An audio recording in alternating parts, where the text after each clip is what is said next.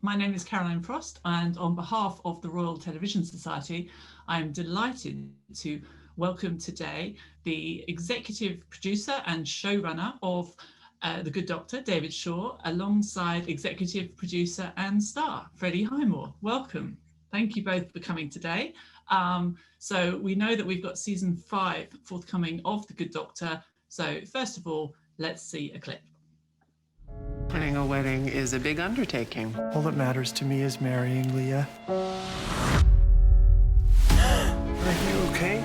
I just want this wedding to be perfect. If you aren't willing to risk little things going wrong, you'll never get the chance to have the big things go right. Sean, do you take Leah to be your wife? I'm sorry.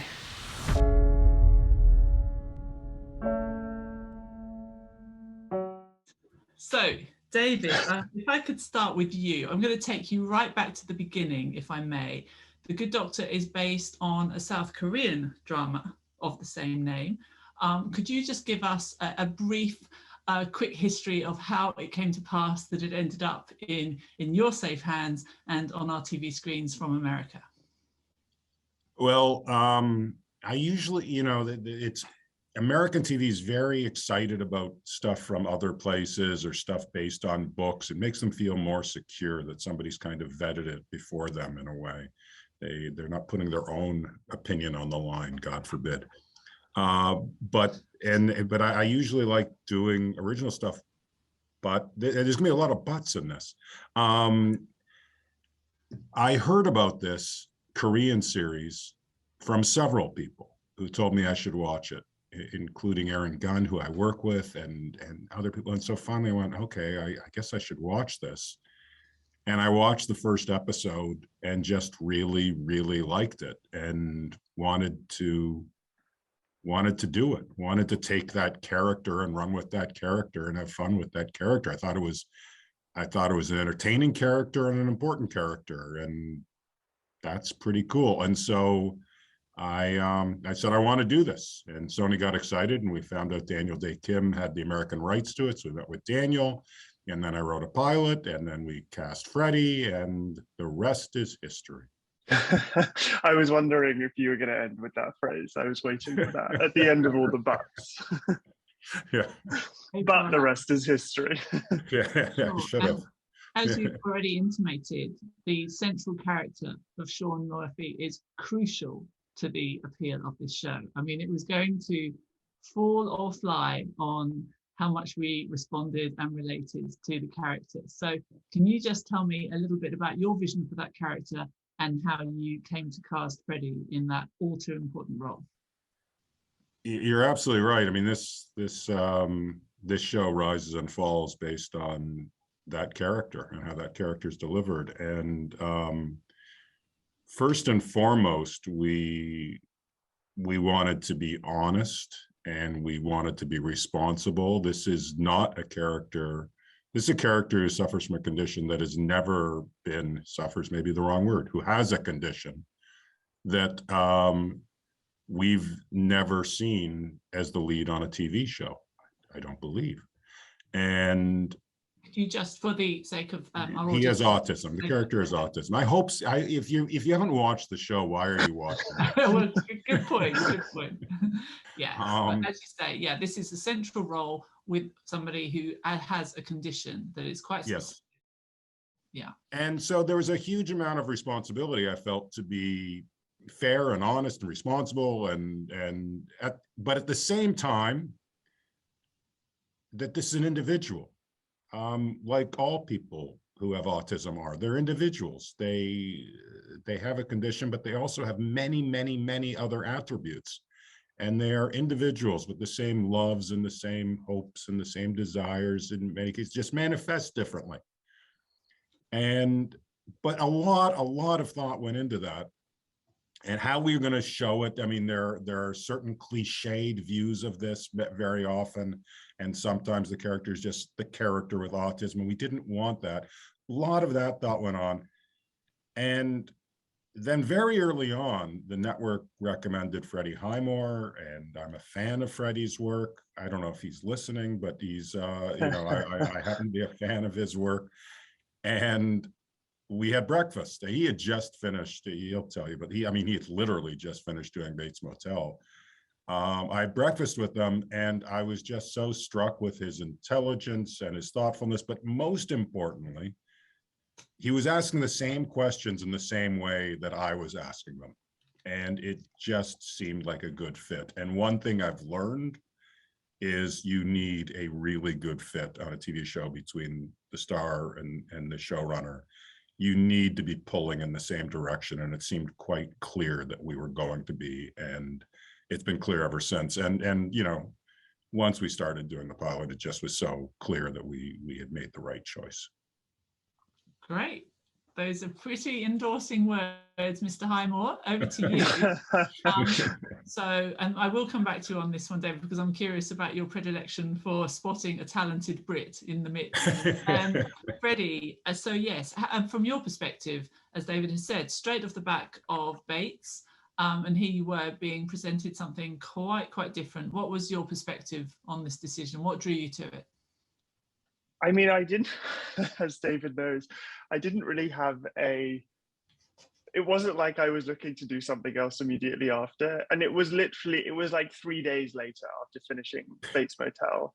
And I'd sort of come to LA, and it was more like not really work meetings, but just see a few friends and then go home to the UK. And I'd spent the 5 years on Bates Motel telling people, it'll probably get cancelled next year. I'm going to be back in the UK soon. Don't worry. And then it was like, okay, the show's finally over. Like, I'm going to come home. I'll be back in London. And then, oh, actually, I'm heading back to Vancouver to do a pilot with David Shaw, and just sort of been here ever since. But I think it was the opportunity to work with David. As he mentions, that breakfast was really, I kind of went into that breakfast trying to keep an open mind, and having really enjoyed the script, but also thinking it would be somewhat crazy that an amazing opportunity would present itself 3 days after finishing something else, and left thinking, well, I guess this seems like it is actually as great as it seems. And obviously the character of Sean was so different from Norman, and so intriguing to me, and a huge amount of research had to go into it, and we wanted to make, as David was saying before, represent autism as authentically as possible. But it felt like a really exciting challenge, and so then we ended up, it's almost like, it sounds like I'm telling our love story or something, and it's like, and then we ended up together, and then we did the pilot. How we met. Exactly. For sure. But as you say, very different character, and specifically autistic. I'm sure you've been asked this question right from the beginning of the series, but what guidance did you take? What advice did you seek from that particular community so that you could be as accurate and authentic as possible? Go ahead, David. I mean, I'm sure we'll say the same things because they're true, but I mean, we have a consultant on board the show who's been there since the pilot, and maybe even before I was on board. Correct me if I'm wrong, David, but Melissa, and she's absolutely wonderful.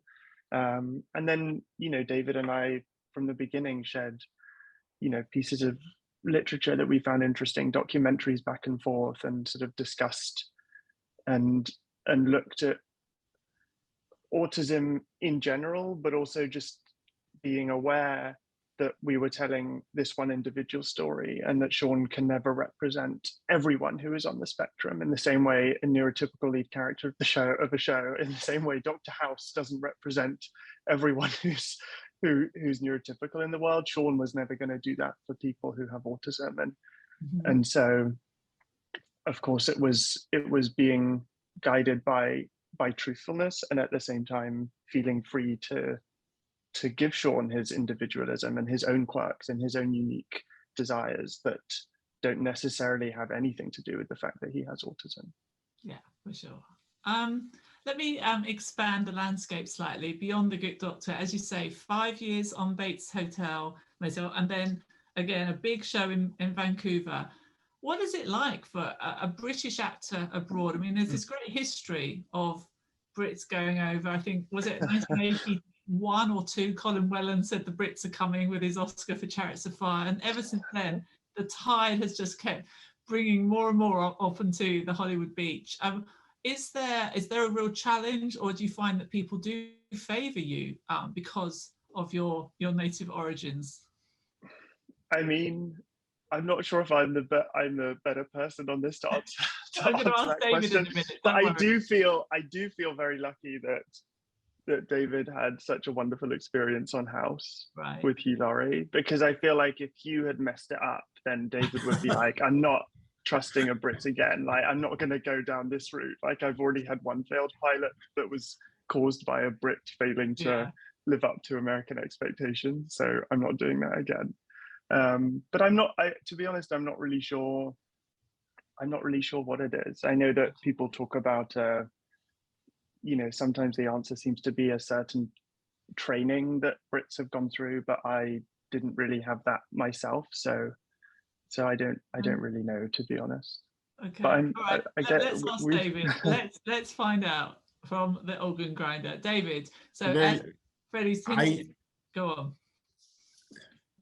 This is going to be a gross oversimplification, but I think there is truth to it. It may not be the training, but I do think, in my experience, what I've seen overall, there's a different attitude, a slightly different attitude among English stars. They don't consider themselves stars. They consider themselves actors, and they approach it as a job. That has been my experience with Freddie. That was my experience with Hugh. That has been my experience generally. Not that there aren't Americans that fall into that category, but I do think that attitude is different. And I don't know. Maybe it's just me. Maybe I just like Brits. I grew up in Canada, and maybe I've got that connection somehow. But it's worked very well for me. So. Do you feel like David has a British sense of humour in the sort of stereotypical, quintessential, dry British wit sense? I take that as a compliment. So that is especially because this Zoom is for people in the UK. Okay, so David, this show is now in season 5, and it is by no means, you've proved with your record, no fluke. What is the secret to a long-running US network show? How does one get that phone call from the chief saying, "Yeah, you got another season. You're doing well"? What is the special sauce? What do you think the answer to that is? No, you got nothing. Dumb luck.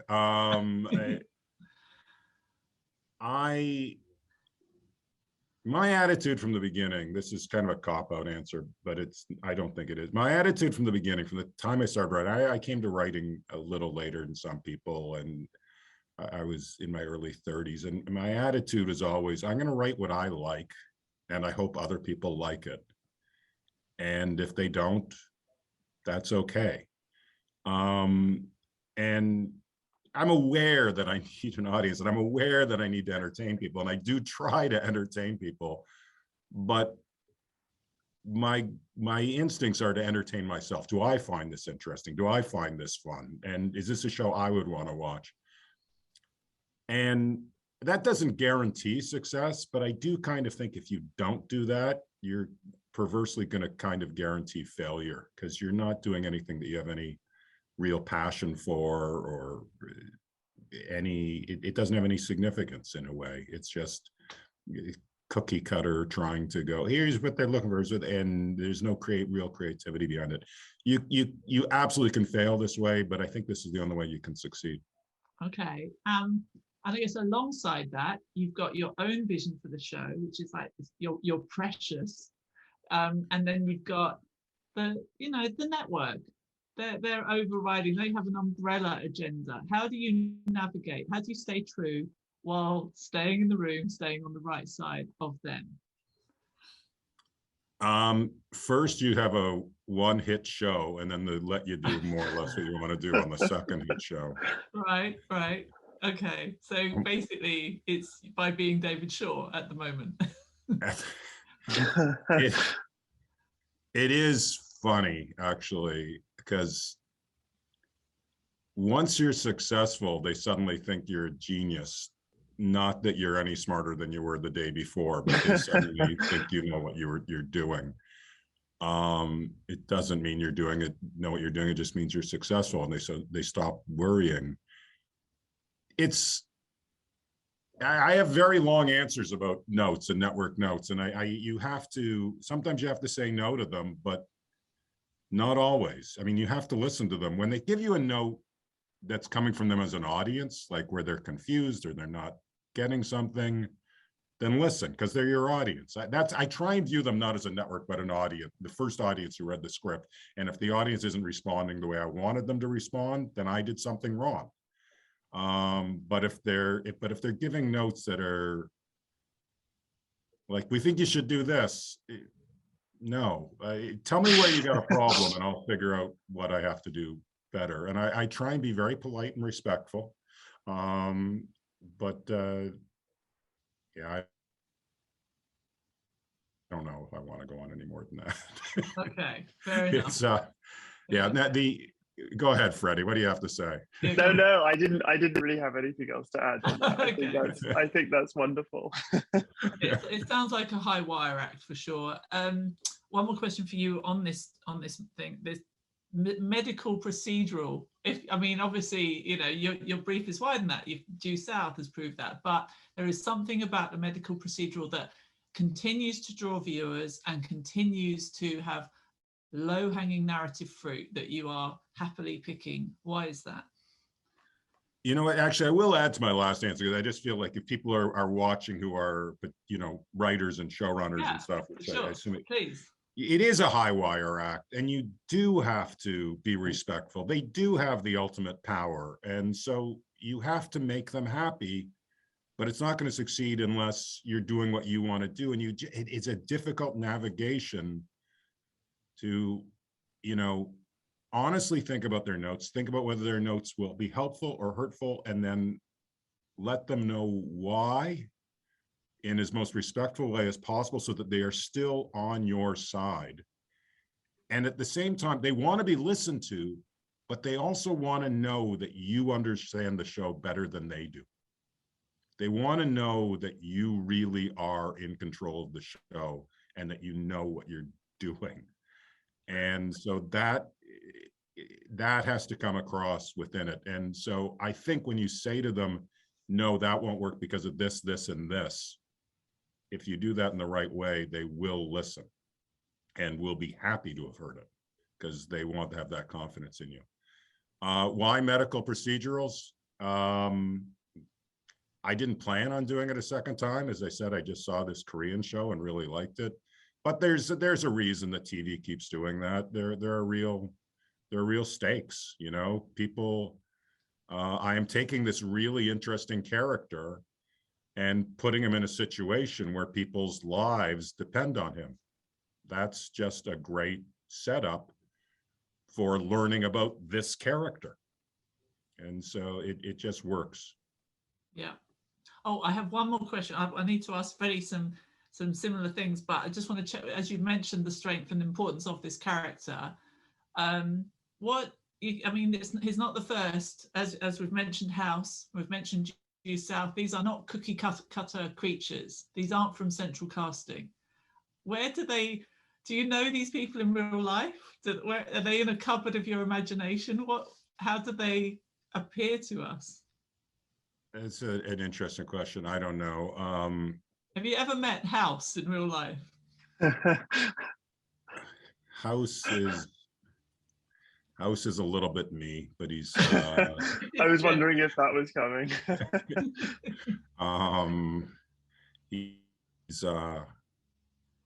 He's a lot smarter than me, but House is a little bit me, and Dr. Murphy's a little bit me too. Different aspects and perhaps a little closer. House, it was, yeah. But these characters are not that strange, ultimately. I think both those characters are obviously, ultimately, very accessible to other people, which is why the show succeed. I think people looked at these characters And as superficially as different as they may appear, people looked at these characters and related to them and rooted for them. And when they said things, people went, yeah, I feel that way too.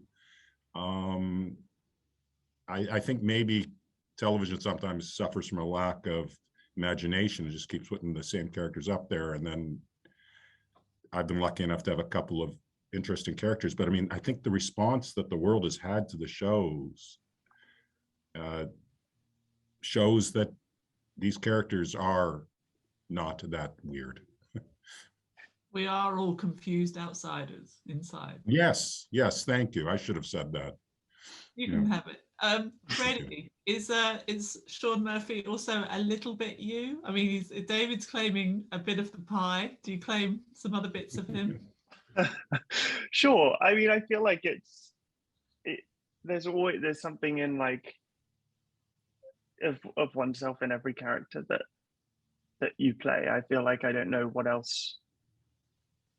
Of course, there's like a research aspect to it, but at the same time, there's something instinctive about being on set and filming and without wanting to sound too much like an indulgent actor, like being in the moment and that sort of freedom comes from something that is in you, or in similar to how David was speaking earlier, I think, about writing stuff that he would want to see and that he believes is good, rather than trying to guess what someone else wants. I feel like acting is somewhat similar, you know, there's comedic beats in the show, for example, and I feel like you just have to play those in a way that you find funny or amusing, or emotional beats in a way that you find moving and that you feel will work for your sensibility, because otherwise I don't know how else you'd try and like second guess what someone else might be wanting to see in this moment. If it's like, I think this is just really unfunny, but I guess I'll do it because someone else might find it funny, I'm not sure if that would work. So in that way, I know that that's not like a specific list of Sean Murphy traits that I have too, but I think there is something of oneself in every character for sure. And you're an exec producer on this show as well, so wearing different hat completely. You also write, you also direct. Which one of these is the most enjoyable? In front of David, you're allowed to cross your fingers, but also tell us a bit about how they interrelate with each other. So first of all, I mean, you've moved from acting to more behind the scenes roles. What was behind that decision?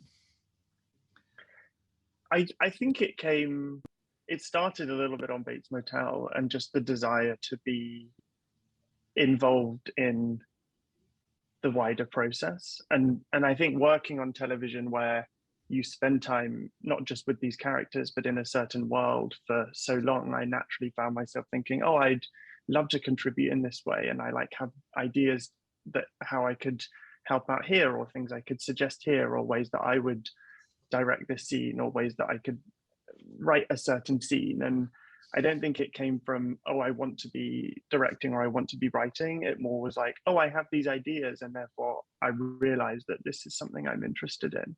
And I'd spoken to David about that at the very beginning, at this now famous breakfast that we had.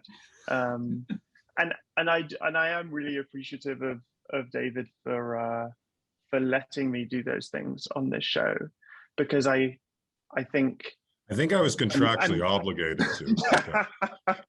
But I'm sure you signed.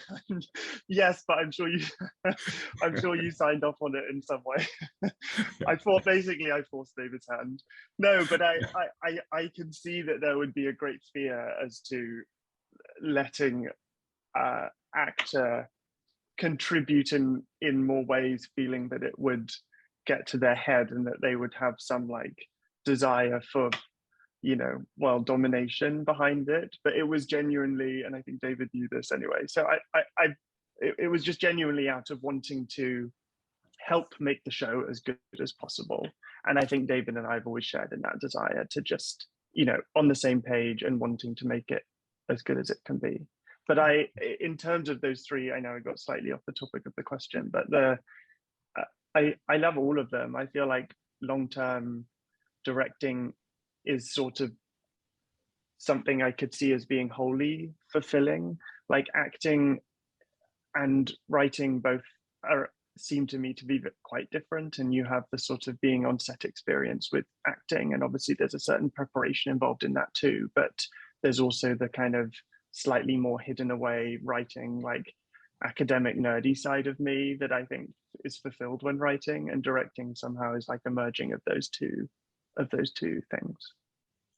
Well, it's amazing. It's remarkable having like a lot of TV stars get that producer credit. Freddie actually earns it. He's very much involved. It's kind of shocking. I am prepping to direct the next episode, and my first AD comes up to me, assistant director comes up to me and says, Freddie thought we could move this scene to a different location. I went, what? Yeah, I send him the schedules. I send him the shooting schedules, and he goes through them. He's involved in every aspect of it. And when he's on the set, he makes suggestions about shot lists and stuff like that, which I'm not inviting all actors to do. But Freddie does it in such a, I feel more confident knowing Freddie's on the set, keeping an eye on production. Oh, well, that's a pretty glowing testament right there. Okay, I'm going to take you both right back now, if I may. So who should we start with? Start with David. Have you? So Freddie came from a very artistic TV family. You did not. You were bound for law, is what I read. So what made you decide to make the leap from law, which would have been safe and lucrative and also very performative, to this? As I have said, I wanted to be a lawyer from the time I was 12 years old until the second week of law school.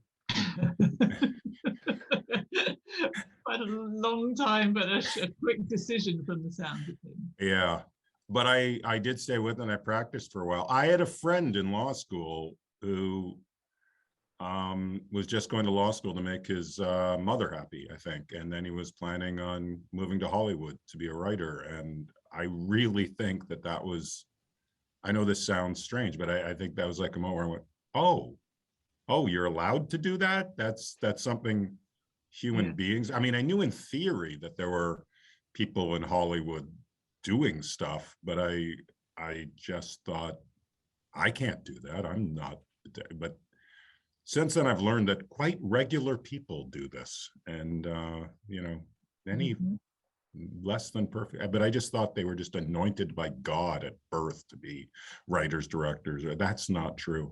And so he went, and it just stuck in the back of my mind, and I just kept thinking about it and wondering, do I have something to say, and something interesting to say in an interesting way? And I just decided to give it a shot and packed my car and drove to Hollywood.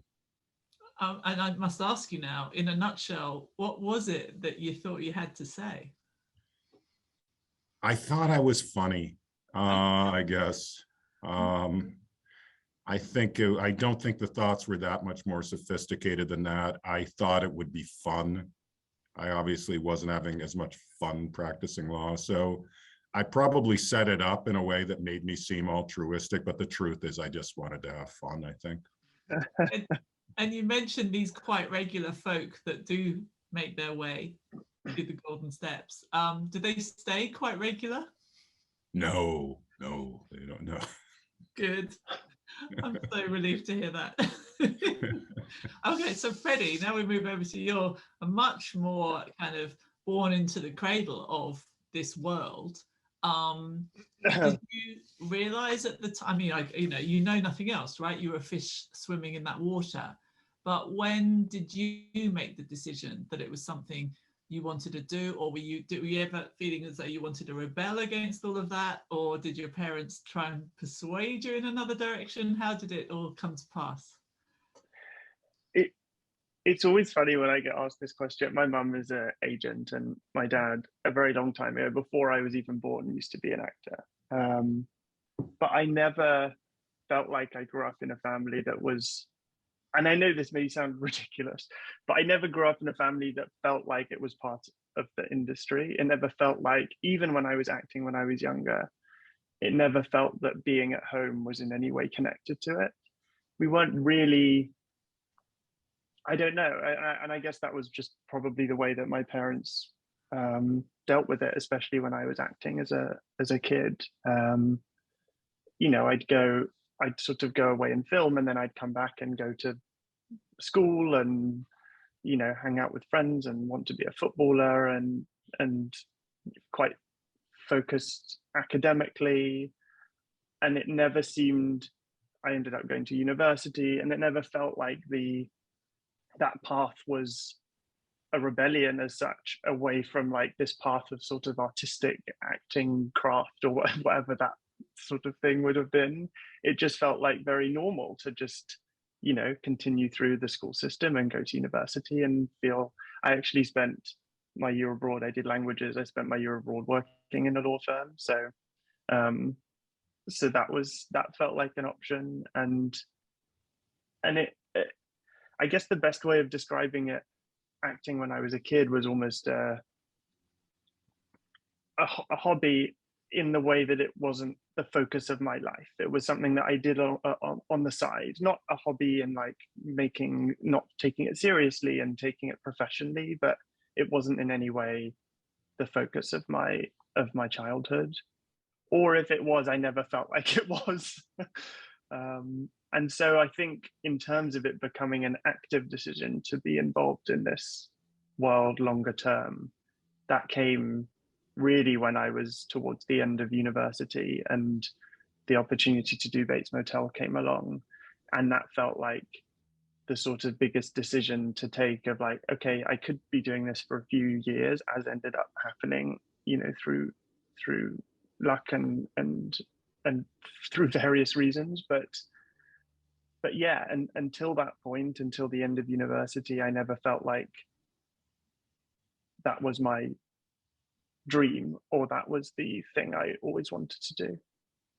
I mean, from how you describe it now, as you say, childhood, child acting, university, straight into Bates, it sounds seamless. It's the career of dreams that for young people. But have you faced any, what you would describe as a huge challenge along that time, professionally speaking? I mean, can I just add, look, if that child actors, notorious. It's just they're notorious, and it's problematic, and for all the obvious reasons. I mean, you almost expect it. And I just want to say that kudos to Freddie's parents and to Freddie, because everything he's saying is absolutely true. Freddie's an incredibly mature and decent human being, and a pleasure to work with. And he's on the call with me right now, so take it with a grain of salt, but I really do mean it.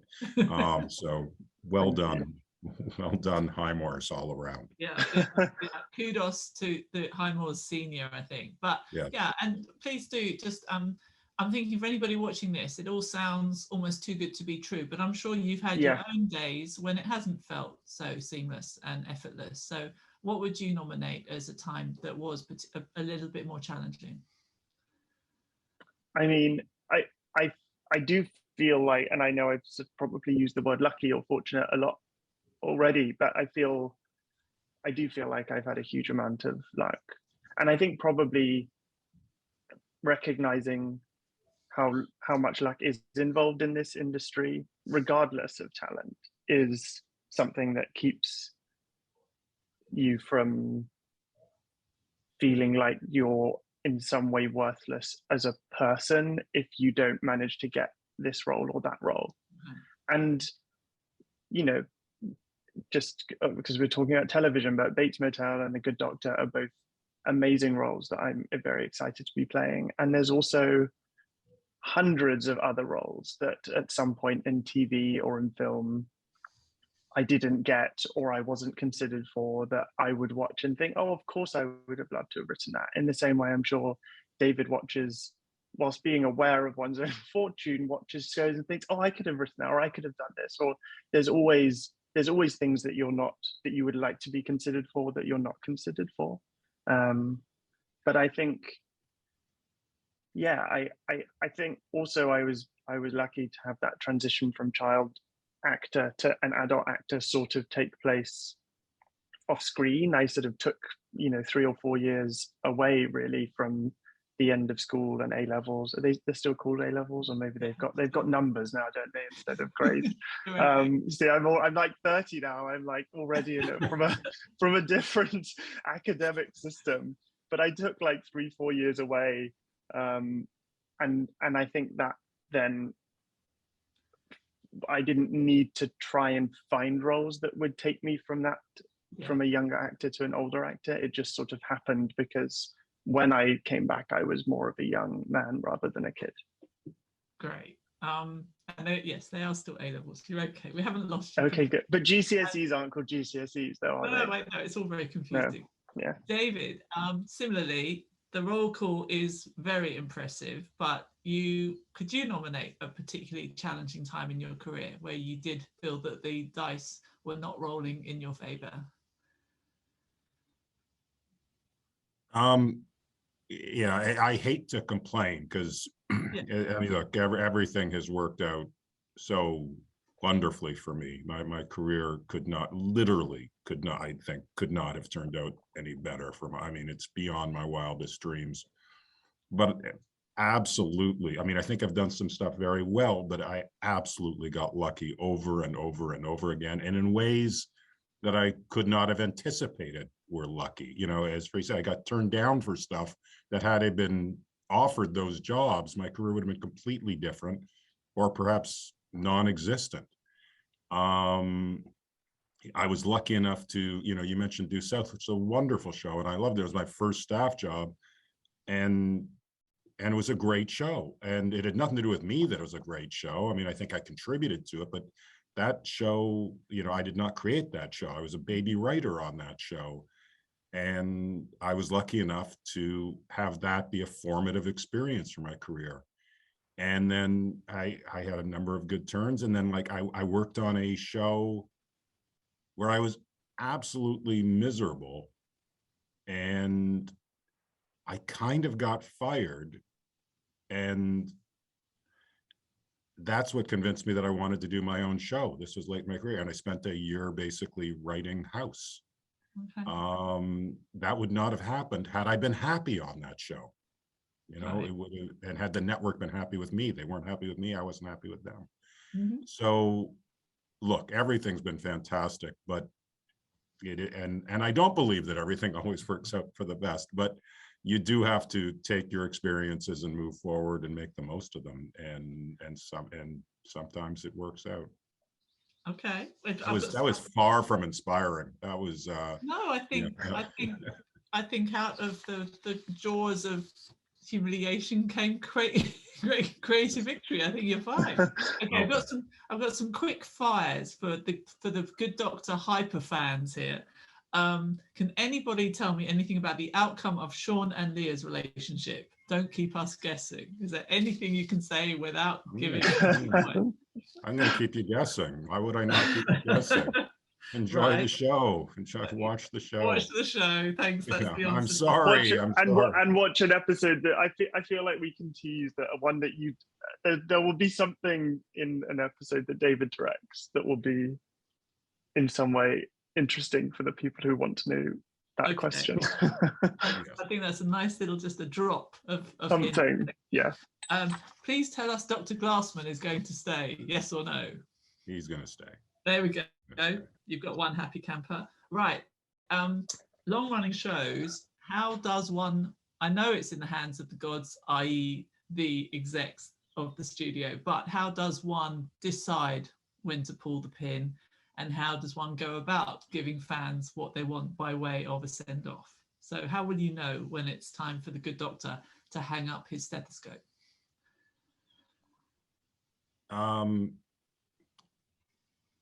That's a really good question. Early on in House, I was asked if I knew how it ended. It's going to end, and I said yes. One morning, I'll get a phone call from the network saying the ratings have dropped and we're canceling you. I was lucky enough on that show, and I think I'm going to be lucky enough on this show to be able to choose the ending I want. We've had enough success that it will end that at the time and in the way that Freddie and myself when we figure we've told the story enough and we don't have a lot more story to go and we've got a way to end it, we will figure out a good ending. But I don't want the show to be judged on the ending, but I do want it to be a great ending. I want it to be judged in its entirety, and I don't want it to happen tomorrow. No. So. Spin-offs, lots of series, recent years, Chicago, FBI. Would the Good Doctor warrant a spin-off? And if so, who do you think it would be?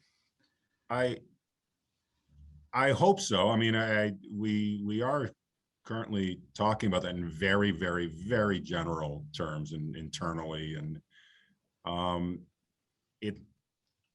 what we wanted. There's a DNA to this show, this unusual character in a world that you don't expect this character, and we're talking about taking that DNA and planting it somewhere else. All right, that's plenty. Thank you. I think I've already guessed. So, okay, one for each of you. What would be, apart from the Good Doctor aside, parked in a safe drawer, what would be a project that you would either of you want to get your teeth into, to Freddie in your case, to be in, and to also helm, and David to create? What's outstanding for both of you? Go ahead, Freddie. No, I'm going to go first, just so Freddie can go last. He deserves to go last. But I'm ready. If I've got one, if you want, if you. Well, I don't have anything specific. I've reached a point where I would love to work with Freddie again. I'd love to work with Hugh again. There are people in my career. Freddie doesn't love when I talk about my first wife, but that's. Right. Are you talking a House Murphy mashup? Oh, that's a great idea. Yeah, that's perfect. I'm done. That's what I want to do. Hang on, I gave you that. Yeah, no, I mean, apart still medical. Do you like that world, David? No, it doesn't need to be. I am never attracted to the world. I'm attracted to the people and finding interesting characters. It doesn't matter that much. I mean, it does matter, but it doesn't matter. It's not what gets me excited. It's not whether he's a doctor or a lawyer, an accountant, a dentist, whatever. It's the character. Okay. And I want to find. My answer was just going to be doing something in the UK. It feels like it's been a long time here, in a wonderful way. That I'm not in a way of wanting to escape what I have, but more just to add to it and do something and do a few more things back in the UK, and working there would be lovely. Okay, fair enough. And I've got one question each for the pair of you left, which is, I feel like is that I've saved it. No, you're okay. Apart from your own projects, that's a given. What is or are your favorite shows currently on television that is a not to be missed show for both of you? My wife and I are watching, well, we just finished watching The Great. I very much enjoy that. Mm-hmm. So we always are looking for stuff to watch together, and that's been a pleasure. There are so many good shows on. There's so many shows on TV, and there's so many good shows, and it's a good time to be a TV viewer. What's so great about The Great? I find it funny, and yet it's different. There is something very different about it. It shouldn't work. In so many ways, it shouldn't work, and yet it does. They pull it off. The writing is slightly elevated, but the actors pull it off. It's just, I watch it and I go, that is a great combination. That is actors and producers and directors and writers working very well together. Okay, all right. But I really hate this. Don't ask me more questions. I hate telling people to watch anything other than The Good Doctor. Yeah, only during the break. A companion piece. All right. And Freddie, what about you? I saw Responder recently. Is it The Responder or just Responder? The Responder, I think, yeah. The Responder, which I thought was brilliant. I feel like you should, you may not have seen it, David. I'm not sure if it's even come out in North America, but it's yeah, I just thought it was brilliant. I thought the lead performance is amazing. I love the specificity of it, of the world, of the setting, and the way that it obviously was about a guy who's a policeman, but it wasn't. It was like a really interesting character-driven way of exploring that world that wasn't really driven by plot, but just by him and his, the breakdown, I guess, that he was going on. There we go. We finished with some great recommendation from two great TV creators. So it just remains for me to thank David Shaw and Freddie Highmore very much for spending their time with us today, sharing some secrets from The Good Doctor, which will return on Sky Witness on the 7th of June with episode 8 of the latest series. Thank you. Thank you. Thank you, Caroline.